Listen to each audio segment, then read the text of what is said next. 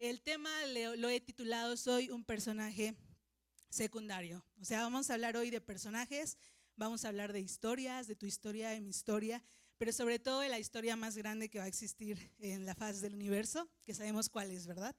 La historia de nuestro Dios. Y bueno, para eso, a modo de introducción, me gustaría que habláramos un poquito acerca de historias, acerca de qué representan las historias. Hay un autor que se llama Martín Garzo, que es como un historiador y un escritor, y él habla un poco acerca de la conexión que los humanos o que los seres humanos tenemos con las historias.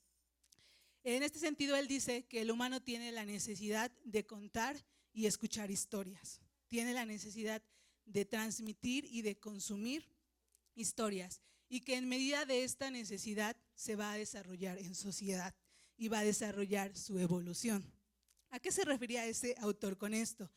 A que desde el inicio de los tiempos el ser humano ha tenido esa necesidad de contar historias. ¿Cómo te imaginas tú que se contaron las primeras historias cuando a lo mejor no había muchas formas de hacerlo? Pues habladas, ¿verdad? Probablemente se recitaba, se decía, ahí probablemente surgieron las primeras canciones en las que se contaban historias de forma verbal. Esta necesidad en el ser humano es tan grande que entonces tuvo que buscar formas de que cada vez pudiéramos tener un mayor acceso a las historias. Y entonces, ¿qué sucedió? Que creó el papel, amén. El papel se creó con la finalidad precisamente de plasmar historias, de plasmar situaciones, de contar, de comunicarnos, ¿no? Y a raíz de este invento importante de la humanidad, que hasta el día de hoy podemos verlo, podemos sentirlo, podemos palparlo, es que empezaron a surgir otro tipo de historias, otro tipo de contenidos, como cuáles se les ocurren tipos de historia que se plasman en papel. Por ejemplo, un cuento. ¿Qué otros se les? Relatos, poemas. Yo creo que los poemas fueron muy populares en su tiempo, ¿no? En el tema del papel. Poemas, los cómics. ¿Alguien leyó cómics de aquí? Historietas, los libros de texto, los diarios. Ay, yo sí tuve un diario. Las cartas, exactamente. Entonces, el papel nos dio la facilidad de empezar a plasmar y de tener cada vez más acceso a esta necesidad de contar y de consumir historias. Pero ¿sabes qué? No le fue suficiente al ser humano. ¿Y qué creó? Una caja mágica llamada televisión. Televisión antes, ¿no? Ahí más o menos por el año de 1920 empezaron los primeros hallazgos y los primeros éxitos en lograr que la televisión funcionara. Obviamente tardó un tiempo más en que se comercializara y tal, pero se crea esta caja que la gente no entendía cómo es que lograban meter a las personas ahí para que las pudiéramos ver. Y era algo muy sorprendente en su época. A lo mejor ahorita tú lo ves y dices, ay, pues una televisión, ¿no? Los niños que nacen con esa tecnología es algo que es parte de su vida. No le ven nada extraordinario, pero anteriormente sí. O sea, imagínate, ya era un artefacto que de ver aquí una historia sin movimiento, de pronto empezaron a verla en una caja a personas moverse. Y sabes qué, entonces la cantidad de historias y la cantidad de tipos de historias que consumir se hizo todavía más grande, porque ahora ya no solo eran fábulas, cuentas, historietas, etcétera, sino que empezaron las novelas, empezaron las películas, empezaron los programas de concursos y todo eso. Entonces, la televisión todavía amplía más lo que es la cantidad de historias a las que tenemos acceso. Pero ¿qué crees? Que al humano no le fue suficiente. ¿Y qué vino? Vino este gran boom, esta revolución de tecnología que ha revolucionado nuestras vidas, que fue el desarrollo del Internet. ¿Okay? Con el Internet obviamente vino la creación de dispositivos como cuáles, como la computadora, como el celular, como la tableta y como un sinfín de dispositivos que nos permiten acceder a Internet y a través de Internet conectarnos a plataformas de video como YouTube, a plataformas de streaming como Netflix, como Disney, como cuál otras, HBO, Amazon Prime, ViX, Pluto TV, Star Más, Disney Plus. ¿Cuál más? Yo sé que tienen, yo sé que aquí todos tienen su suscripción ahí mensual, programada, ¿no? Ay, sí. No, yo digo que el PASI tiene tienen Netflix, por lo menos, ¿no? O bueno, no tienen una plataforma, pero tienen acceso a internet, a YouTube, a TikTok, a historias, ¿no? Entonces, si tú y yo pensamos y comprendemos que la evolución de las historias ha avanzado de forma impresionante, podemos ver que el día de hoy tenemos un acceso ilimitado a consumir historias, ilimitado. Y cuando te digo ilimitado, lo digo porque en realidad sería imposible que tú pudieras consumir la cantidad de historias a las que tienes acceso. Así te dedicaras toda tu vida a eso, así vivieras muchos, muchos, muchos años, sería imposible que tú consumieras todas las películas de Netflix, todas las series de Amazon, todos los videos de YouTube, todos los TikToks, no podrías. Entonces, el día de hoy estamos en una generación en la que estamos sobreexpuestos al consumo de historias, sobreexpuestos a consumir y a llenar de información nuestra mente y nuestro corazón con historias, ¿sí? Entonces, todas estas historias, hermano, de alguna manera han tenido cierta influencia en nosotros. Y como lo decía este autor, en la forma en la que nos desarrollamos en la sociedad. Piensa un poquito en todas las historias que tú has consumido. Yo ahorita te hablé como que del origen de los tiempos y todo eso, ¿no? Yo creo que ahora pienses en ti. ¿Cuántas historias tú has consumido? ¿Creen que sean miles? ¿Sí? Sí, no, la verdad no tengo idea de cómo hacer ese cálculo, pero yo creo que sí. O sea, piensa, desde que eras bebé te cantaban canciones de cuna que contaban historias. La de la muñeca fea, que no la he superado hasta la fecha, que es una historia muy triste. Y muchas canciones infantiles y de pronto los cuentos y luego en la escuela cosas de historia, cosas de geografía, cosas de biología. O sea, constantemente desde el inicio de nuestra vida hemos estado expuestos a historias, ¿no? Entonces, piensa un poquito en la cantidad de historias que has consumido. Y ahora, en base, vamos a analizar que a pesar de que hemos consumido muchas historias de muchos tipos, cuentos, historias de terror, historias de fábula, comedias, series románticas, etcétera, a pesar de que es mucha la cantidad de historias, hay características que se van a repetir siempre en las historias, ¿no? O estructuras, vamos a llamar en este caso. Y para eso vamos a hablar de los personajes, lo dijimos al principio. Todas las historias que tú has consumido desde que eras chiquitito hasta ahorita tienen una característica importante y es que tienen personajes, ¿no? Básicamente son estos los protagonistas, los secundarios y los terciarios. Yo sé que tú sabes de qué se trata cada uno de ellos, vamos a decirlo así como rápido. Los protagonistas son los personajes principales, son el centro de la historia. Toda la historia gira en torno a estos personajes, ¿no? Los secundarios son importantes, tienen que ver, sí, pero siempre van a tener una relación directa con el protagonista. Todo lo que hagan, digan, piensen, va a girar en torno a beneficiar o a perjudicar al protagonista, al importante, ¿ok? Y el terciario, ese sí puede variar porque el terciario es más como un personaje, vamos a llamar de relleno. Puede estar un extra, puede estar o no, y esto puede afectar o no, en realidad no afecta como tal la historia, solamente es como un complemento. Pero si podríamos decir de algo que básico hay en las historias, es un personaje protagónico y un principal, ¿no? Pero sobre todo un protagonista. Siempre va a haber un algo que sea el centro de la historia que te es contada. Ahora, quiero que tengas esto en mente de cuáles han sido las historias que tú has consumido a lo largo de tu vida, porque eso va a tener una influencia en cómo tú contarías tu historia. Porque yo te quiero hacer esta pregunta. ¿Cómo contarías tu historia? Si de pronto viniera un director aquí de Netflix, un productor, y te dijera, ¿sabes qué, Mariel?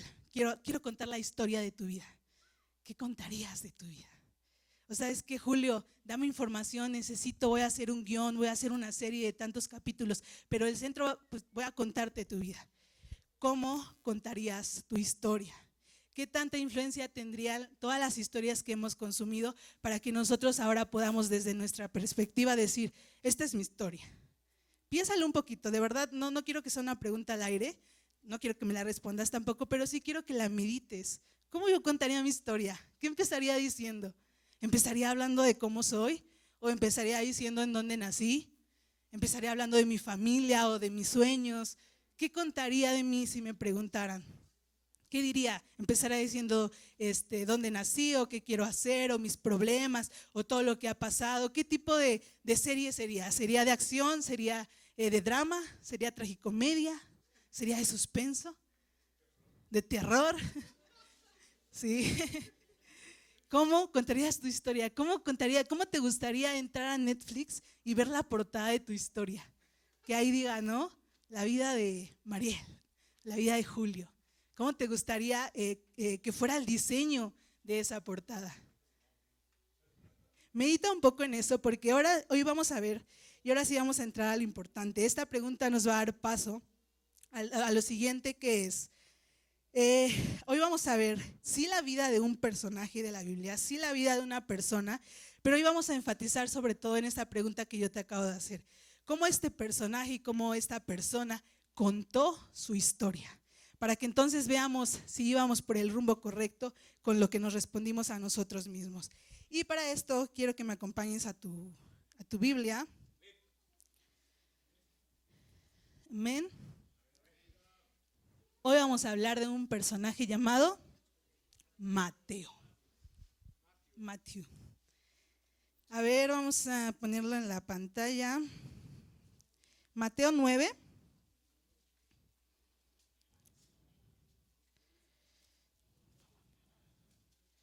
Te voy a poner mi versión, que es NTV.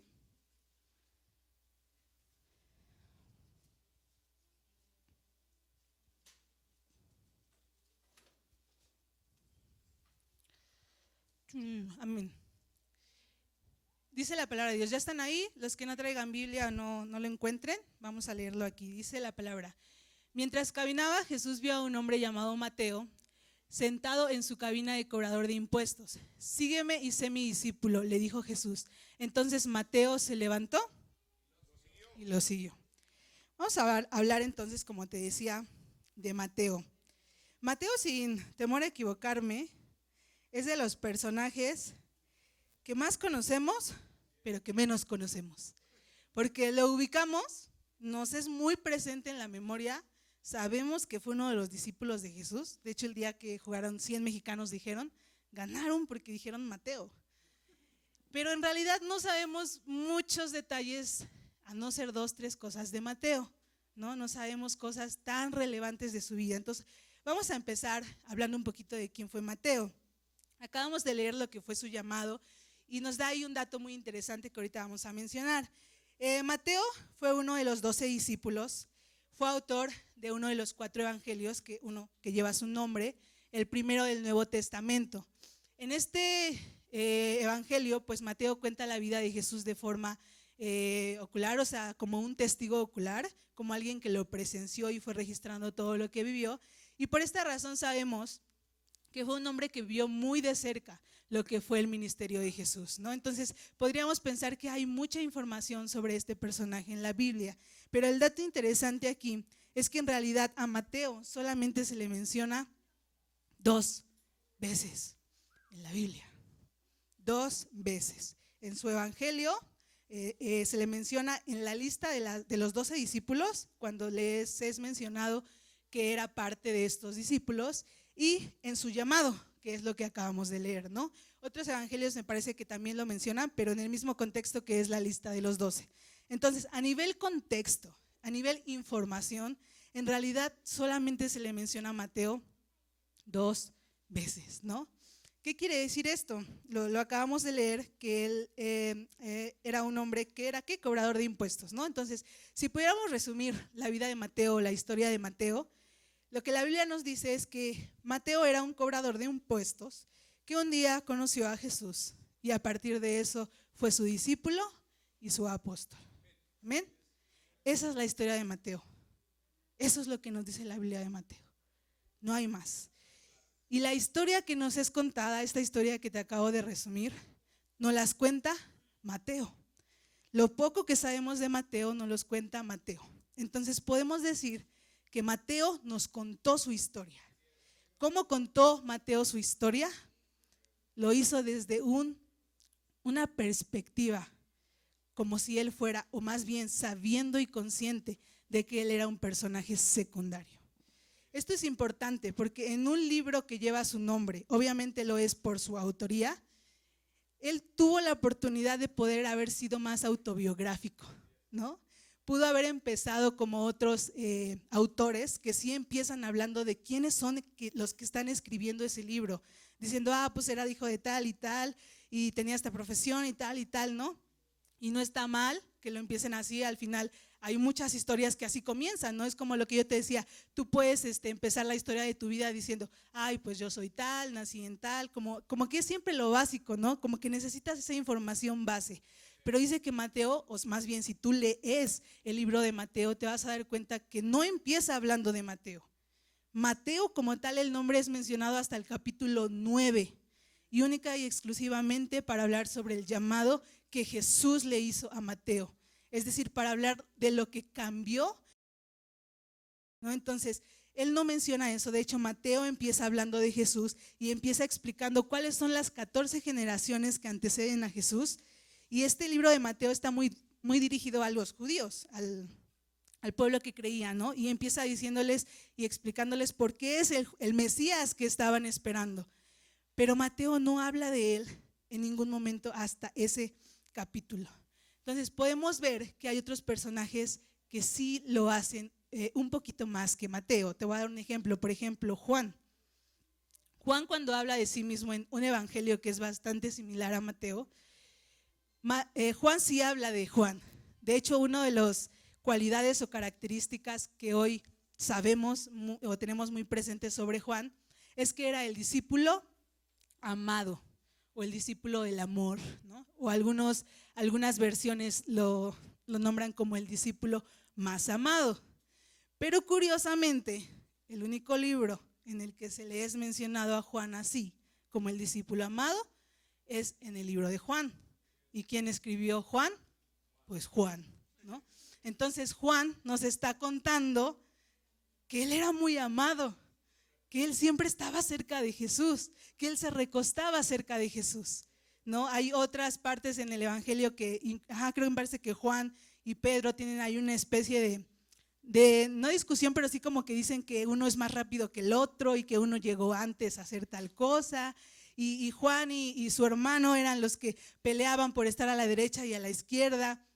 Y si vemos a los demás discípulos, a pesar de que obviamente, el protagonista de este libro es Dios, también podemos ver que hay personajes que sí nos dan un poquito más de información de sus vidas, que sí nos cuentan un poquito, que sí aprovechan la oportunidad de poder escribir un libro para decir, yo era el más amado, yo era el que me recostaba en el hombro de Jesús, yo era el que era líder del grupo, yo era esto, ¿no? Pero ni Mateo ni otros autores nos mencionan que Mateo fuera este tipo de persona. Ahora, no quiere decir que esté mal lo que los otros discípulos o personajes hacían, ¿ok?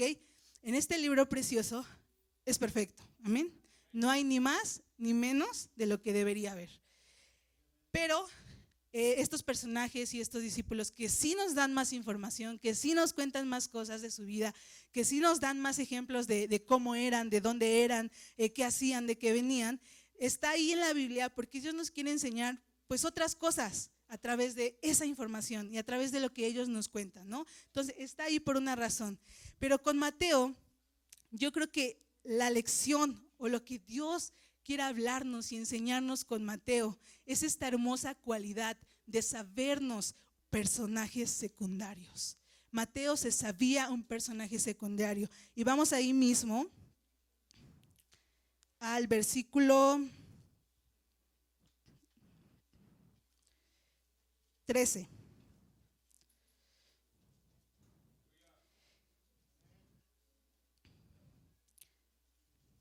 ¿Me lo puedes poner, Angie? Porque me desconectó.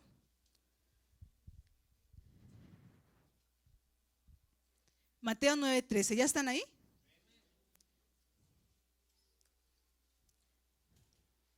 Amén. Dice, luego añadió, ahora vayan y aprendan el significado de la siguiente escritura. Quiero que tengan compasión, no que ofrezcan sacrificios. ¿Me puedes pasar? Pues no he venido a llamar a los que se creen justos, sino a los que, ¿qué? A los que saben que son pecadores. Y Mateo sabía que era pecador. Y me encanta que esto está en el apartado del llamado de Mateo. Y enfatiza Jesús porque dice que cuando hace el llamado a Mateo, después hacen una cena en su casa, y el tipo de personas que vienen a cenar con Mateo y con Jesús eran cobradores de impuestos, eran prostitutas, eran rateros, ladrones, etcétera. No eran pecadores, vamos a llamarlo. Y que obviamente ya sabíamos quiénes empezaron a cuestionar a Jesús el sobre por qué estaba comiendo con este tipo de personas. Y esta es la respuesta que Jesús les da: yo no he venido por los justos o por los que se creen justos, yo he venido por los que saben que son pecadores. Y Mateo sabía que era un pecador. Entonces Jesús nos está diciendo que aunque todos somos pecadores, no todos sabemos que somos pecadores. Aunque todos obviamente hemos cometido actos en contra de Dios, no todos vivimos con la conciencia real de saber que somos pecadores, ¿no? Entonces, Mateo lo sabía. De hecho, si vemos un poquito sobre la vida de Mateo, vamos a retomar algo que vimos al principio, que es que él era, ¿qué? Un cobrador de impuestos, ¿no? Entonces, te quiero leer esto, que es una cita del libro que estamos leyendo con los jóvenes, y te lo voy a leer tal cual. Dice: con toda probabilidad, ninguno de los 12 discípulos fue más notorio como pecador que Mateo. Es decir, que se hubieran metido en un cuarto a los 12 discípulos y les hubieran dicho: a ver, según su criterio, según ustedes, ¿cuál de ellos consideran que es más pecador? Todos hubieran señalado a Mateo. ¿Por qué? Porque Mateo era cobrador de impuestos. Y en ese tiempo un cobrador de impuestos era considerado un traidor absoluto. Alguien que había traicionado a su pueblo, que le estaba robando, que estaba enriqueciendo a los romanos, que se estaba haciendo rico. Entonces Mateo sabía y tenía esta conciencia de que él era un pecador. Y por ende sabía que en una historia en la que ahora también estaba Jesús, porque Jesús llegó a su encuentro, no había manera de que él pudiera ser el protagonista. ¿Ok? Entonces, lo que vemos en Mateo y lo que aprendemos en Mateo es que Mateo en su propia vida nunca se visualizó como un protagonista, se visualizó como el personaje secundario, ¿no? Y si Mateo me hubiera respondido la pregunta que yo les hice de cómo contarías tu vida, él nos hubiera contestado eso, como un personaje secundario. Yo hablaría de Jesús, yo contaría estrictamente lo necesario y lo que Jesús hizo en mí, pero el protagonista sería Jesús. Amén. Ahora te voy a hacer esa pregunta también a ti: ¿quién es el protagonista de tu vida? ¿Quién es el protagonista de tu vida? Si quisiéramos dar una respuesta socialmente correcta, vamos a decir que nosotros, ¿no? Porque normalmente nosotros como seres humanos tenemos esta naturaleza de ser protagonistas, ¿no? Y porque obviamente si un director viene y me está preguntando, quiero contar tu vida, pues tú entiendes por lógica que vas a hablar de tu vida y que tú vas a ser el protagonista. De hecho, no es visto tan así como algo malo, porque es parte de nuestra naturaleza. Desde que nacemos con esta idea de que el mundo gira alrededor de nosotros. Me lo dirán y me lo confirmarán las que han sido mamás. ¿Cómo son los bebés? Los bebés lloran y quieren y piden y exigen, creyendo que son el centro del universo y que todos debemos hacer lo que ellos digan, suplir las necesidades que ellos quieran, darles lo que se les antoje a ellos. Obviamente es trabajo de los papás y de los adultos que los rodean irles enseñando e irles moldeando a que entiendan que no son el centro del universo, que el mundo no gira alrededor de ellos. Pero vamos a decir que socialmente este concepto es normal y válido, el decir que somos protagonistas de nuestra vida. Sin embargo, tú y yo no vivimos regidos por la sociedad, amén, vivimos regidos por la palabra. Porque aunque eso sea normal y sea válido el decir y saber que somos protagonistas de nuestra vida, el reto está en que cuando llegamos a Jesús eso cambie. El reto está en hacer lo que Mateo hizo. Mateo era un cobrador de impuestos, o sea, Mateo realmente si era alguien egoísta antes de Jesús, porque dice que era alguien a quien no le importó traicionar a su pueblo, no le importó robarle a su pueblo, a sus hermanos, a su familia, con tal de saciar y de ganar dinero. Entonces, Mateo sí era una persona egoísta antes de Jesús. Mateo antes de Jesús probablemente sí era el protagonista de su vida, sí era lo más importante, sí pensaba que todo giraba en torno a él y a sus necesidades. Así como Mateo un día conoció a Jesús, tú y yo de verdad, el día que lo conocemos, el día que somos perdonados, amados, consolados, salvos, redimidos, ese día el reto está en que tú y yo podamos ceder ese protagonismo a Dios. Podamos quitarnos esta idea de que somos lo más importante y que todo gira en torno a nosotros y ceder a Jesús el protagonismo de nuestras vidas. Y me encanta cómo lo dice Pablo en Gálatas 2:20, porque él dice: ya no vivo yo, Cristo vive en mí. Y me encanta ese texto porque es una declaración de eso, una declaración de: ya no soy el protagonista de mi vida, ahora Jesús lo es. Ya no vivo yo, Cristo vive en mí. Y sabes, es un texto muy conocido y un texto que siempre decimos: amén, amén, sí, ya no vivo yo, Cristo vive en mí. Y hay canciones que incluso aquí cantamos, ¿no?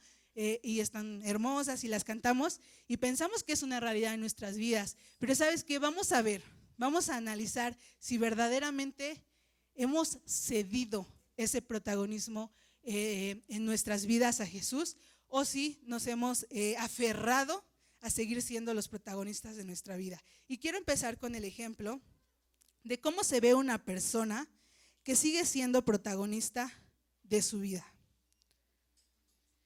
Ese ya se los expliqué, pero ahorita lo traigo aquí aprovechando la pantalla. Y quiero que lo observes, porque tristemente la mayoría de nosotros nos vemos así, ¿no? Así se ve una persona que sigue siendo el protagonista de su vida. Está en el medio de la historia, de la vida, y alrededor de él o de ella están los diferentes elementos que van a conformar su historia y su vida. Y en esos elementos obviamente va a haber personajes y va a haber muchas cosas, ¿no? Pero a veces tú y yo pensamos que está todo bien, que creemos en Dios, que todo eso, porque hacemos a Dios parte de nuestra vida. Pero ¿sabes qué? Lo ponemos ahí, en una esquinita.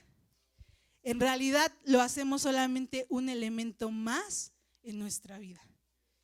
Tiene el mismo peso que mis sueños, que mis relaciones, tiene el mismo peso que mi trabajo, tiene el mismo peso que mis hobbies, o a veces hasta menos, porque le dedicamos menos tiempo a Dios que a estar viendo TikTok, la verdad, ¿no?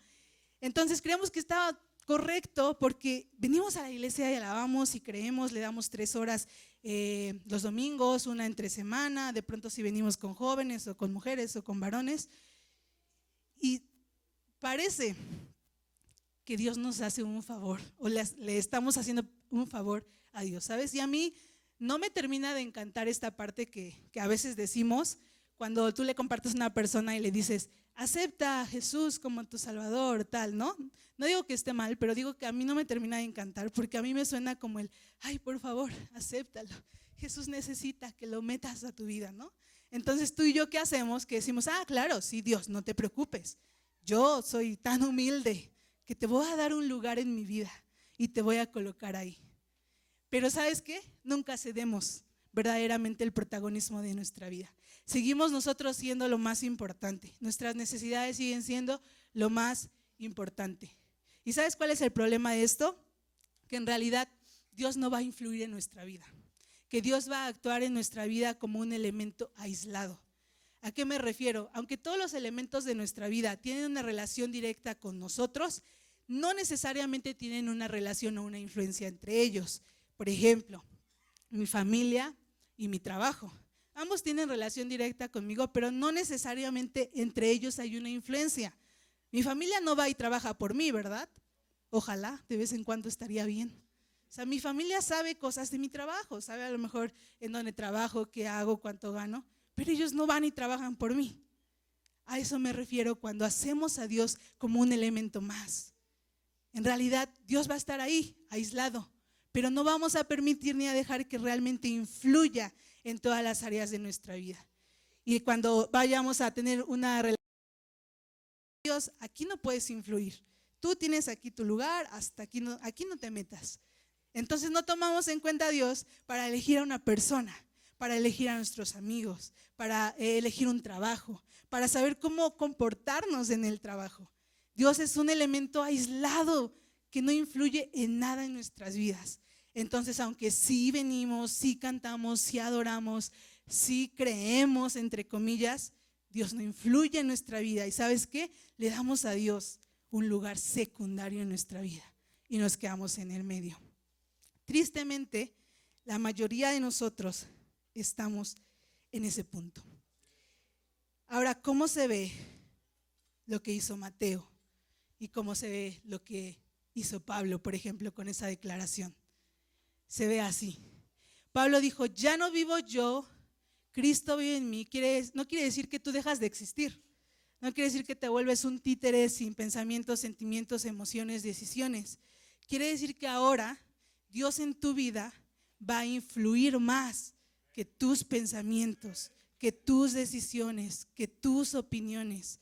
Porque ahora ya no estás solo tú en el centro, ya hay algo más grande que tú en el centro, más poderoso que tú en el centro. Y entonces tú sí ya puedes considerarlo y pedirle, Dios, influye en mi relación con mi familia. Dios, influye en mi trabajo, que yo pueda dar testimonio de ti, que yo pueda compartir. Influye en mis relaciones, que pueda elegir relaciones saludables, personas que te amen, personas que me guíen a ti.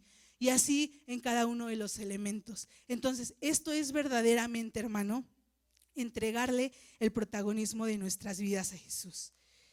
Esto nos cuesta mucho y es un reto importante que hoy Dios quiere ponernos a cada uno de nosotros que todavía seguimos siendo protagonistas de nuestra vida.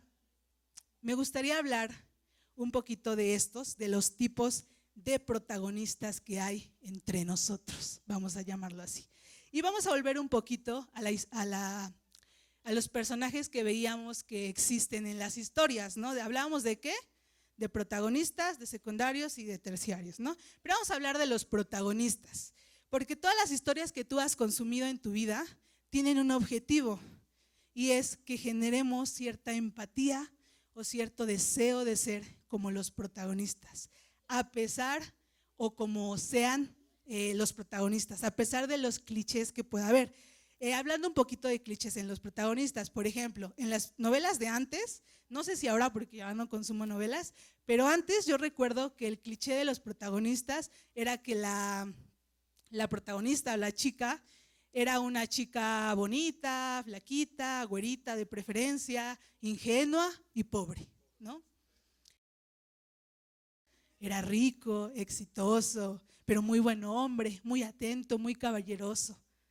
Y se enamoraba de la protagonista, ¿no? Entonces, ese era el cliché. Y todavía hay mucho material así, ¿eh? O sea, date ahí bueno, no veas nada de eso. Date un clavado ahí, pero no. Pero en realidad, antes las novelas trataban de eso, ¿no? Y se repetía el cliché y lo seguíamos viendo y lo seguíamos consumiendo.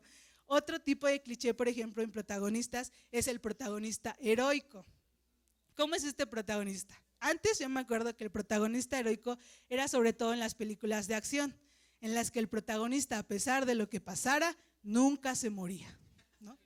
Le podía pasar un tráiler encima, podría pasar caminando sobre un lava ardiendo, podría caerse de un avión y ¿sabes qué? Nunca se moría, ¿no? Y yo me acuerdo mucho de esa época porque yo siempre veía bien tranquila las películas porque yo decía, pues no se va a morir el protagonista, ¿no? Hasta que un día nos empezaron a matar a los protagonistas. Y qué shock, ¿no? Yo sí me acuerdo de la primera película en la que se murió el protagonista, que yo dije, no, pero ¿cómo se va a morir? Pues es el protagonista. Y pues ya se murió. No, pero es que seguro ahorita seguramente algo va a pasar, ¿no? Pero no se murió. Ya estaba en el cajón y todo, y no.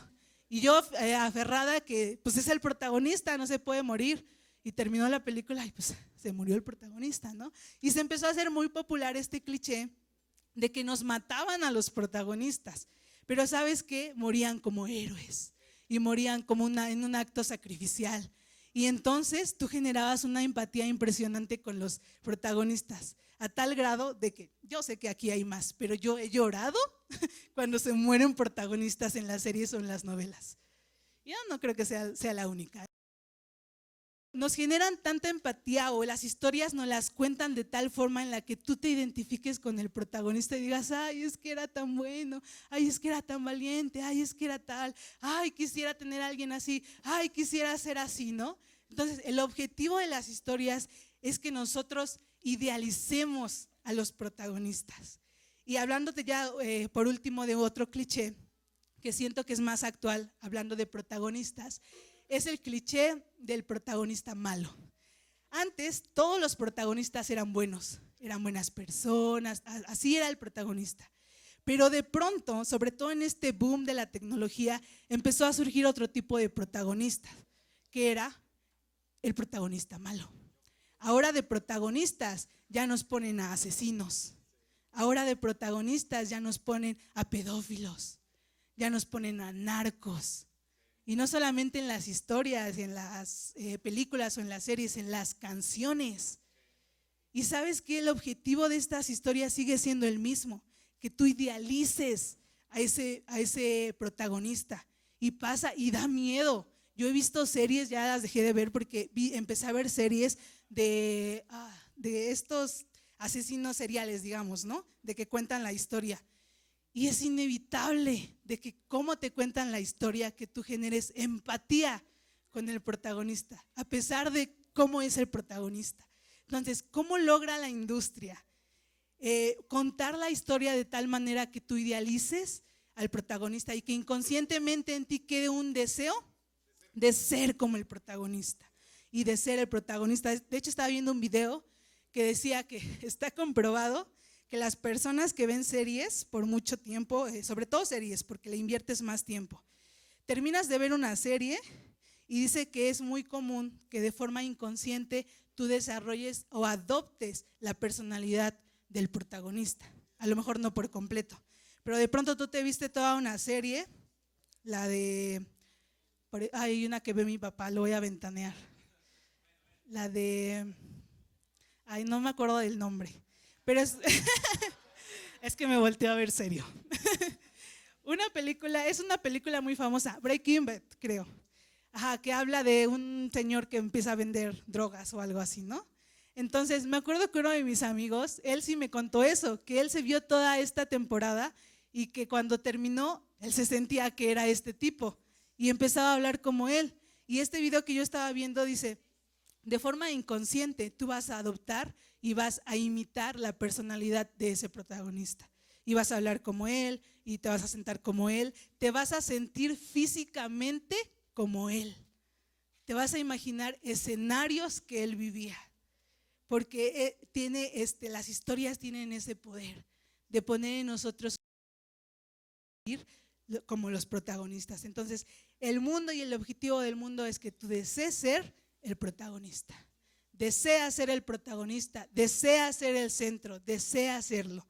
Entonces podemos ver aquí en estos ejemplos que te di diferentes tipos de protagonistas en las historias generales, pero ahora quiero que veamos algunos tipos de protagonistas que, como te decía, están entre nosotros. Sí. Rosario Tijeras, ¿no? Y luego a las que eligen, ¿no? Yo creo que sobre todo los niños hoy en día, porque a los niños les ha tocado nacer en este boom tecnológico. Y realmente los niños, tú ve a tus hijos, ve lo que están consumiendo, ve las series que ven y vas a ver cómo terminan actuando como ellas. Me acuerdo que un tiempo regañaron a Meli porque estaba viendo una película que fue muy famosa de Intensamente. Y a Meli le gustó empezar a actuar todo el tiempo como Ansiedad, porque era su personaje favorito. Y estoy igual, yo vine a ventanear hoy a todos. Y su mamá le dijo, no, Meli, ya deja de actuar así, ya no, ¿por qué? ¿Por qué haces eso? No, porque empezaba a hacer lo que el personaje de Ansiedad hacía. Y ahí te das cuenta que muy buen punto que menciona el hermano, que hoy los más vulnerables son los niños, ¿verdad? Entonces vamos a ver lo que te decía, al tipo de protagonistas que hay entre nosotros. Y yo podría decir que la antítesis de lo que era Mateo eran los fariseos. ¿Cómo identificamos a los fariseos o quiénes eran los fariseos? Eran hombres de la élite religiosa que tenían mucho conocimiento sobre la palabra de Dios, sobre la ley, sobre la Torá, pero que nada de ese conocimiento influía en su vida. Exactamente como el ejemplo gráfico que vimos. Ellos conocían demasiado de la ley, pero en realidad no aplicaban nada. Ellos seguían menospreciando, juzgando, criticando, haciendo de menos a su prójimo, etcétera, ¿no? Entonces, los fariseos dice que tuvieron un problema serio cuando Jesús empezó su ministerio. Y este problema empezó cuando Jesús empezó a hacer milagros, porque como todo buen protagonista, los fariseos se dieron cuenta de que Jesús empezó a llamar la atención de multitudes. Y ellos empezaron a sentir un celito de que quién es ese hombre que está haciendo tal y tal, ¿no? Entonces, primer punto, pues ellos sintieron ese ataque al protagonismo que ellos tenían en esa época, porque en esa época ellos eran como protagonistas entre los judíos. Ellos eran estos que se paraban y decían, no, pues aquí nosotros somos los que sabemos, los que conocemos, los que somos justos, los que se creían justos más bien. Y entonces dice que a pesar de que ellos empiezan a tener problemas con Jesús cuando empieza a hacer milagros, eso es algo que ellos podían manejar, podían vivir con eso, vamos a decirlo. Podían vivir con el hecho de que Jesús sanara enfermos, caminara sobre el mar, multiplicara peces. Pero lo que ellos no podían soportar es que los llamaran pecadores. Ese fue el verdadero problema de los fariseos cuando Jesús los confrontó, que seguro conocemos todos esa parte de que los llamó hipócritas, sepulcros blanqueados, falsos, ¿no? Y todas esas palabras, porque eran personas que pregonaban de conocer a Dios y de saber, pero que en realidad en sus vidas no había nada. Que pregonaban de conocer de Dios, pero en realidad ellos seguían siendo los protagonistas. A pesar de su mucho conocimiento y de su mucho tiempo que invertían, porque yo te demostré como que ese esquema y yo te dije, probablemente le dedicamos bien poquito tiempo a Dios, ¿no? Los fariseos no. Los fariseos le dedicaban mucho tiempo al estudio de la palabra. Ellos sabían demasiado. Se reunían en las sinagogas y a pesar de eso, Dios no tenía ninguna influencia real en su vida, porque ellos nunca se dieron el protagonismo real, ¿no? Entonces vemos que estos hombres jamás se podrían reconocer a sí mismos como Jesús, como el tipo de personas del que nos habla Jesús que vino, ¿no? En Lucas 4:18, si me acompañan.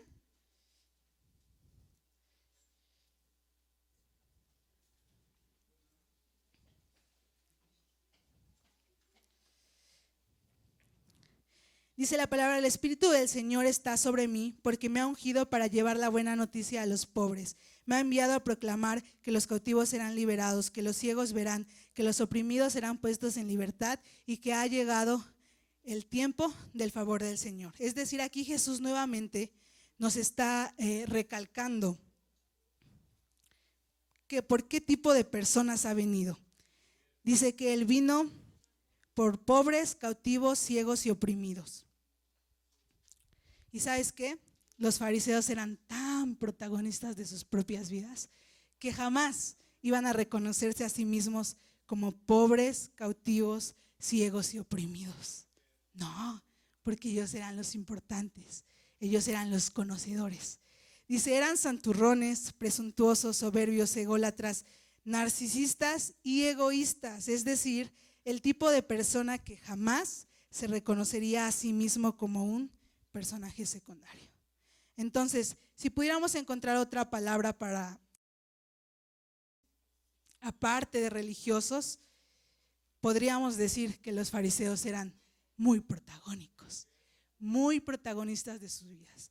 Y tal vez yo no creo que haya muchos de esos protagonistas entre nosotros, al menos no visiblemente, pero el corazón solo lo conoce Dios.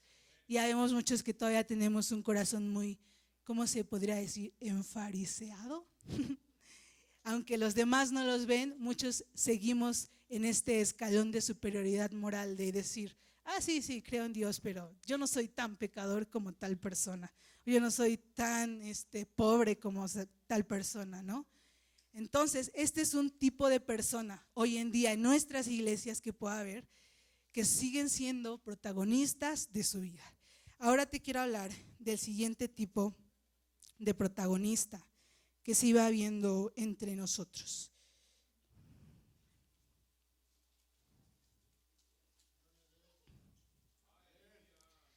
Los liberales. Los protagonistas liberales. Hoy en día el mundo nos vende esto. El mundo nos vende constantemente el deseo de ser protagonistas. Estaba yo leyendo un artículo que se llamaba La era del yoísmo, y ni siquiera es cristiano, era un artículo social, y decía que estamos en la era del yoísmo. Me dio risa porque yo nunca había oído esta palabra del yoísmo, pero básicamente decía que todo lo que hacemos y el comportamiento que rige nuestra vida en sociedad está basada en el yoísmo, es decir, en el yo creo, yo pienso, yo quiero y yo hago. Y eso es lo que las ideologías nos venden hoy en día. Tú decides, tú eres el protagonista, es tu cuerpo, es tu decisión. Tú decides a quién amas, tú decides si eres hombre o mujer. ¿Qué importa lo que Dios hizo? ¿Qué importa si Él te hizo mujer?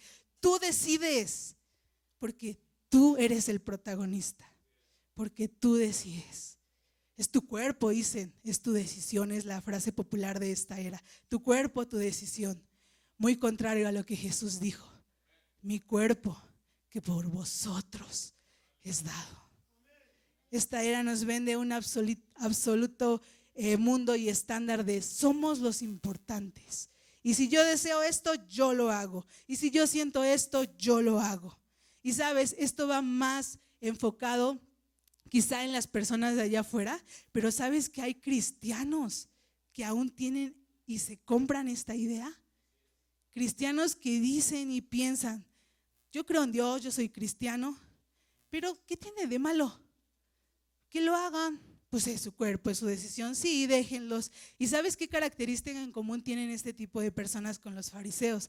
Que tú les puedes hablar de que Dios los ama, para ellos, les puedes decir que hay un propósito grande en sus vidas y te lo van a aceptar, va a estar bien, pero diles que lo que hacen es pecado. Y entonces su yo protagonista salta, ¿no? Y ellos forzosos, o sea, no les basta con que los respetes su decisión y no los ofendas. Ellos quieren que digas que está bien lo que hacen. Ellos quieren que tú digas que está bien lo que hacen, porque ellos dicen: yo decido, yo elijo, yo, como si nos hubiéramos creado a nosotros mismos para decidir, como que si tuviéramos más poder de decisión que aquel que nos formó. Yo, ese es el gran problema de esa ideología. Ellos se basan en el yo. Entonces, también este tipo de protagonistas puede haber entre nosotros, pero quiero hablarte de uno que es más común. Hemos visto a los fariseos y a los liberales, ¿no? Y podemos pensar que son conceptos muy alejados de nosotros, que no hay entre nosotros.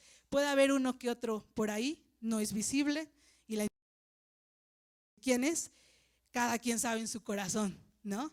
Pero te quiero hablar ahora de un tipo de protagonista que sí es más común, y es el protagonista de visión terrenal. Y te quiero leer a qué tipo de persona se refiere. Dice: es el tipo de persona que le ha dado a Dios una parte de su vida y que piensa que es suficiente. Personas cuyas ocupaciones, sueños, metas y necesidades tienen una mayor prioridad en interés, inversión y tiempo que cualquier cosa de Dios. Es decir, somos personas cristianas que le damos una parte de nuestra vida a Dios, pero que en realidad el mayor tiempo de nuestra vida nos las pasamos enfocados en cosas terrenales, en alcanzar logros terrenales, en suplir necesidades terrenales, en objetivos, en cumplir sueños, en pagar deudas, en salir de la universidad y tener un buen trabajo. Personas que solamente tenemos una visión, a pesar de que somos seres eternos. Y lo escuchaba en el estudio que estaba dando, en el discipulado que estaba dando el pastor en la mañana. Para los que vinieron, el pastor mencionó algo que dijo que Dios había puesto, ¿qué? En nuestros corazones, eternidad. Y somos seres eternos, pero con visión terrenal. Seres eternos, seres que cuando acabe este mundo vamos a seguir. Me gustaba un video que apenas veía de Itiel Arroyo, un reel que apareció así, que él decía, no somos cuerpos con espíritus, somos espíritus que habitan un cuerpo. Y nos las pasamos enfocados en cubrir las necesidades, los sueños y los deseos del cuerpo. Y el espíritu, y lo eterno, y la eternidad. Sabes, hace algunos años, ¿sí me apoyas, Eli? Hace varios años, muchos, no te voy a decir cuántos, pero cuando yo tenía 17 años, empecé una amistad que ha sido de mucha bendición en mi vida. Y me acuerdo que esta chica, cristiana, en este aspecto de empezar a conocernos y todo eso, me hacía una pregunta importante y me preguntaba, oye Abby, ¿cuáles son tus sueños? O sea, fue así como general la pregunta, ¿no? Y yo le dije, pues yo estaba por entrar a la universidad y le dije, pues de entrada quiero entrar a la UAP, ¿no? Mi sueño. Después pues quiero terminar, salir, quiero trabajar, tener un buen trabajo y independizarme, ¿no? Independizarme fue mi sueño desde los 10 años, yo creo. Y yo decía, independizarme y comprarme mi coche, quiero aprender a manejar. Y después me puedo comprar un terrenito, estaría bien, ¿no? Si puedo construir mi casa, aunque sea así como las que hizo Lorena Cuellar, no importa, también así, va a ser mi casa, ¿no? Y yo me desplayé ahí con mi amiga contándole mis sueños. Y ella, no, pues qué padre, ¿no? Y cuando termino me dice, bueno, y ahora, ¿cuáles son tus sueños en Dios? Porque esos son tus sueños personales, esas son tus metas, las hazañas que quieres lograr. Pero, ¿cuáles son tus sueños en Dios? Tú te ves en unos años con casa, con coche, con tu carrera. ¿Y cómo te ves en Dios? ¿Cuáles son tus sueños en Dios? Y sabes, yo me acuerdo mucho de eso porque fue una de mis primeras pláticas con ella. Está ahí en Facebook nuestra conversación. Y yo no supe qué responder. ¿Sabes por qué? Porque yo no tenía sueños en Dios. Yo no tenía sueños en Dios. Yo no aspiraba y en mi mente no estaba decir, de aquí a un año voy a estar haciendo esto para Dios. Como si estaba, de aquí a un año voy a estar en la UAP. De aquí a un año voy a estar estudiando lo que me encanta hacer. Yo no tenía sueños en Dios. Yo no tenía sueños en Dios. ¿Sabes por qué me acordé de este suceso? Porque apenas tuve una reunión con los jóvenes, una actividad con propósito, que debo confesar ha sido de mis favoritas, porque ese día fuimos nuestras actividades con propósito son de convivencia básicamente, pero aprovechamos para hablar temas que edifiquen, ¿no? Entonces ese día fuimos a comer crepas y frappé y empezamos a platicar acerca del tiempo. Y yo les preguntaba a ellos a modo de plática que me contaran un poco, que compartiéramos entre nosotros en qué pensábamos que habíamos invertido bien el tiempo y en qué pensábamos que no habíamos aprovechado bien el tiempo. Y ellos, no voy a decir nombres, no se asusten chicos que están presentes, ellos me decían cosas como, pues en lo que yo no he invertido bien el tiempo definitivamente ha sido en mis relaciones, porque han sido tóxicas y tal. Y otro chico me decía, no, pues yo invertí muy, muy mal el tiempo en mis deleites porque me gustaba ir a los bailes y hacer esto y lo otro. Y todos compartimos como que así, ¿no? Y lo que yo les decía de forma personal, les dije, yo creo que en mi caso, en lo que mejor he invertido el tiempo es en mi juventud, en Dios. Porque aunque allá afuera el mundo me dice, mis amigos me dicen, estás perdiendo el tiempo, estás perdiendo tus mejores años, yo estoy segura y agradecida con Dios de que me haya alcanzado en la juventud, porque yo le pude dar mis mejores años a Dios. Suena, ay Dios, pero sí, yo le pude dar mis mejores años a Dios. Y es en lo que yo considero que he invertido mejor el tiempo. Pero al mismo tiempo es en lo que más mal he invertido mi tiempo. ¿Y sabes por qué? Porque ha habido muchas veces y ha habido muchas cosas que no he hecho. Sí he servido en la iglesia, sí me he involucrado en ministerios, sí he hecho una que otra cosa, empecé a predicar, empecé a participar en varias cosas, pero han sido más las cosas que no he hecho para Dios que las que he hecho. Y me puse a pensar cuántas ideas Dios ha puesto en mi corazón que no he hecho. Cuántos proyectos, cuántas ideas ha puesto que no he hecho, que me dio flojera, que no tenía tiempo. Proyectos a los que preferí tener una visión terrenal. Y me acordé de eso porque les dije, bueno, ya chicos, ya, lo hecho está hecho, ¿verdad? ¿Hemos perdido el tiempo? Sí. Y todos decíamos, no, pues sí, la neta hemos regado en esto y en aquello. Y nos planteábamos esta pregunta: si Dios nos dijera que ya vamos a morir, que ya se va a acabar nuestra vida en esta tierra, que solamente nos va a dar la oportunidad para hacer una sola cosa más, ¿qué decidirían hacer? Fue la pregunta para que todos la contestáramos. Y sin decir nombres te voy a compartir alguna de las respuestas, porque yo les puse una especie de trampa. Yo les dije, no sé, como decir, ay Dios, sí, ya me voy a morir, pero antes déjame casarme y tener hijos, ¿no? O ya me voy a morir, Dios, pero antes dame tiempo de viajar al lugar que siempre he querido, o de comprar el coche de mis sueños. Pero no, la verdad es que sus respuestas me sorprendieron y me conmovieron. Espero que sean de verdad, de corazón. Y ellos me compartían cosas como: yo le diría a Dios, Dios, dame tiempo, de que me alcance el tiempo y los días para compartirle a toda mi familia que no te conoce. Y otra chica decía, yo le diría, dame tiempo para aprender a hablar de ti. Otra nos compartía, dame tiempo de recuperar el tiempo con mi familia, de que tú restaures todos estos años en los que no la hemos pasado bien. Dame tiempo de eso. Y de forma muy personal yo les decía un sueño que no es secreto, lo he compartido. Yo les decía, yo le diría a Dios, a lo mejor si nos vimos bien espirituales porque estábamos hablando de eso, a lo mejor ni es cierto, ¿verdad? Pero yo le decía, Dios, si yo le pudiera pedir algo, sería dame tiempo de hacer un viaje misionero, que las personas que me conocen saben que es mi sueño de vida, ¿no?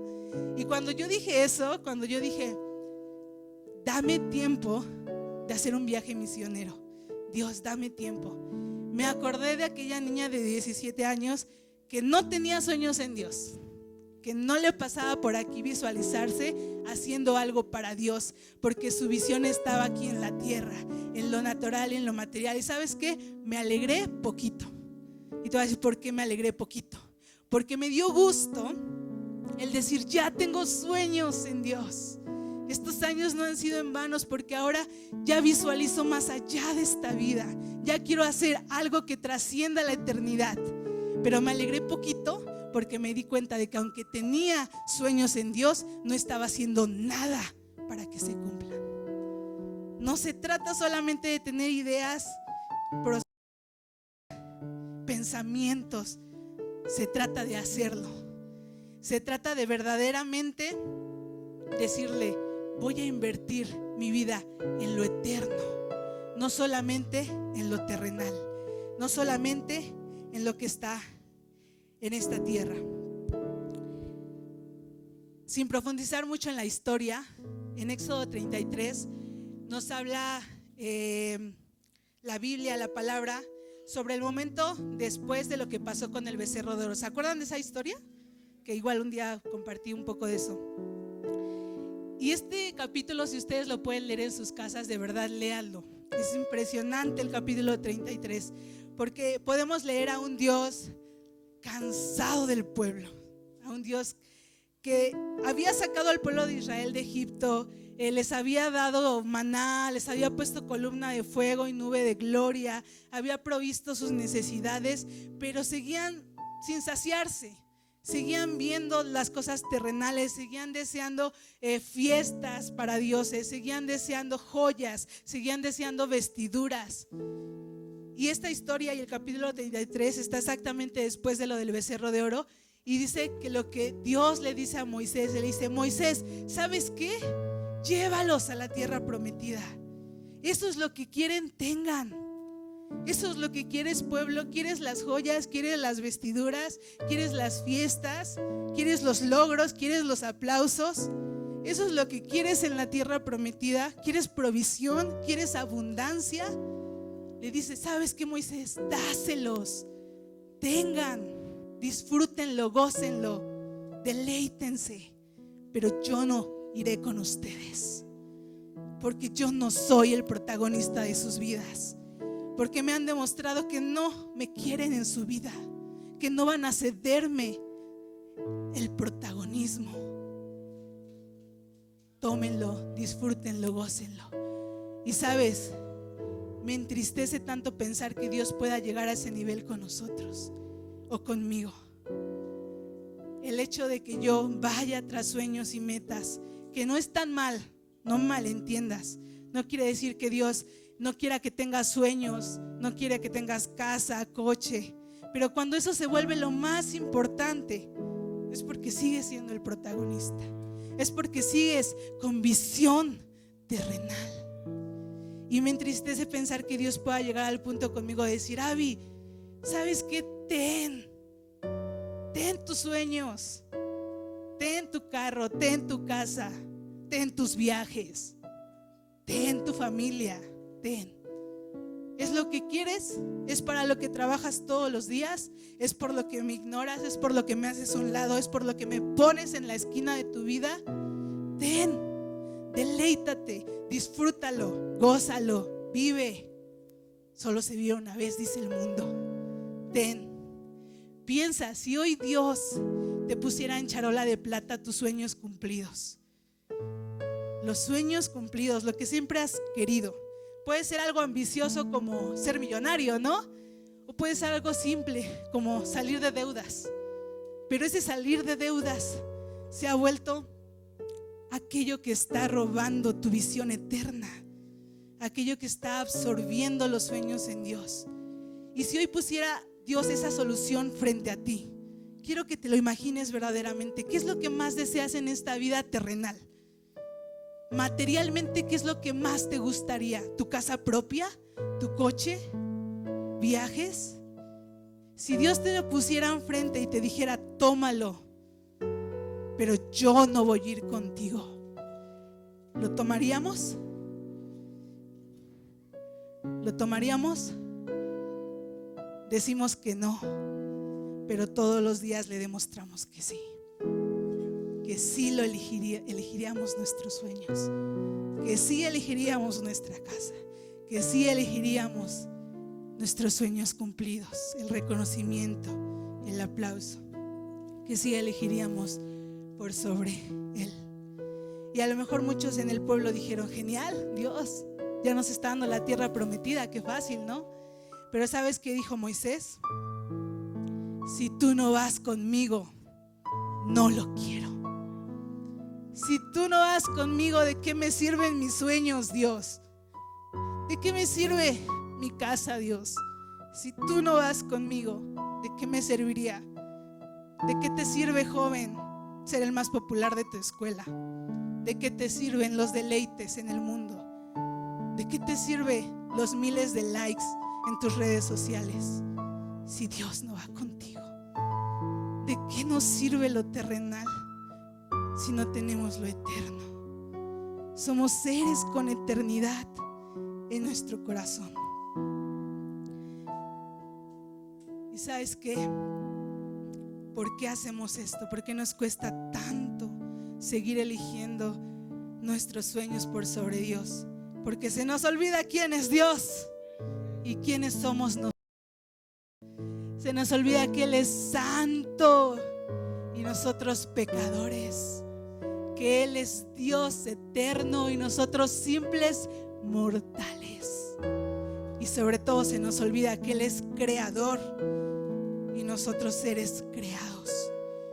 ¿Por qué yo tendría el derecho de elegir a mis sueños por sobre Dios, creyéndome protagonista de mi vida? Si yo no me creé a mí misma, yo no formé mi cuerpo ni puse los huesos en su lugar. Yo no puse los órganos en cada parte que tenían que estar. No inyecté la sangre en mis venas ni puse el aire en mis pulmones. Yo no soplé aliento de vida sobre mí, tú tampoco lo hiciste sobre ti. Yo no me creé. Yo no decidí el día que nací y tampoco voy a decidir el día que voy a morir.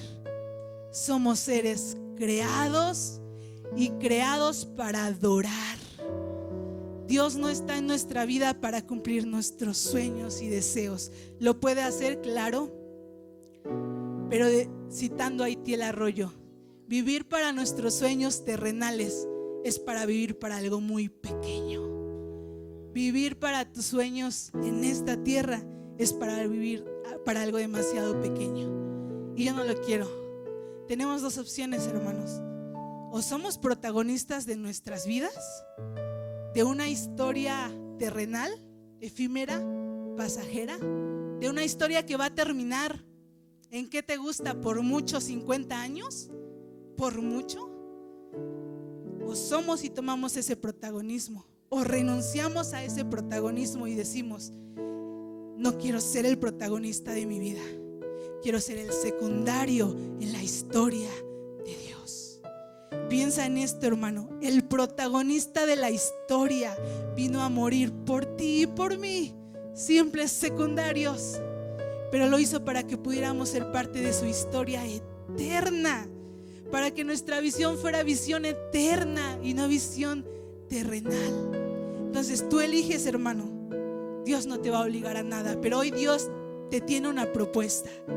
Vamos a desarrollar la historia de tu vida, vamos a contar tu vida. Tú decides si eres el protagonista o eres el secundario. Yo quiero ser secundario, porque cuando se trata de la historia de Dios, qué privilegio ser el secundario. Qué privilegio. Es más, soy utilería si quieres, Dios. Soy un árbol, soy un poste, lo que te sea útil, Dios. Pero en su historia todo trasciende. Y yo me quiero levantar todos los días sabiendo que estoy viviendo para los sueños de Dios más que para mis propios sueños. Quizás sí logre cosas y quizá Dios sea feliz y te apoye y te ayude en que tú logres cosas en esta tierra, pero que esos sueños terrenales no sobrepasen los sueños eternos, que esos sueños no pesen más. Vivimos en esta tierra de forma terrenal, pero como decía Itiel Arroyo, este cuerpo se va a ir. No somos un cuerpo con espíritu, somos un espíritu que tiene un cuerpo, pero este cuerpo se va a acabar. Y yo quiero vivir para los sueños de Dios. Ayer tuvimos una junta de líderes, que están aquí los líderes, y les quiero preguntar, líderes que estuvieron: ¿hay sueños? Julio, ¿hay sueños? Beto, ¿hay sueños? ¿Hay ideas, Gris? ¿Hay proyectos, Paz? Y me encantaba, ayer fue un día muy bonito y nos tardamos un poco en la junta, pero yo veía a los hermanos y a los líderes diciendo: Paz, hay que hacer esto, Paz, hay que vender esto. Personas que tienen sueños en Dios, pero que muchas veces no podemos llevar a cabo porque la mayoría de la iglesia tiene una visión terrenal. No se trata solo de tener sueños en Dios, se trata de hacer algo cada día para que esos sueños se cumplan. Algo cada día. Hoy vete a dormir diciendo y pensando: ¿qué voy a hacer mañana para que el sueño de Dios en mi vida, para que los sueños que ha puesto en mi vida se lleven a cabo, para que yo sea parte de esa historia del reino, para que se hable de nosotros en los cielos? Y sabes, no te estoy hablando de salvación, te estoy diciendo que si la ganas o la pierdes con esto, pero imagínate qué triste llegar al final de tu vida y darle cuentas a Dios como aquella parábola de los talentos, y que Dios te diga: ¿qué tienes que ofrecerme? Y le digas: tengo un título, una casa, un coche, muchos amigos, muchos likes, muchos seguidores, y te diga: y mis talentos y mis sueños y mis ideas. Qué triste va a ser decirle: las enterré. Enterré tus sueños, Dios, enterré tus ideas, enterré los talentos que habías puesto en mí, los enterré. ¿Por qué no te pones de pie? Vamos a terminar este tiempo. Y quiero que hoy, de verdad, de forma muy sincera, te respondas si hasta el día de hoy tú has sido el protagonista de tu vida. Dios tiene sueños y tiene proyectos para esta iglesia. Lo vimos ayer. Pero quiere soñadores eternos, no soñadores terrenales. Ahí en tu lugar empieza a hablar con Dios y dile: Dios, perdóname. Perdona mi poca visión. Perdona mi limitado amor, Señor, que me ha hecho desviar la mirada, Señor, de lo que tú realmente quieres hacer en mi vida. Perdóname por todos los sueños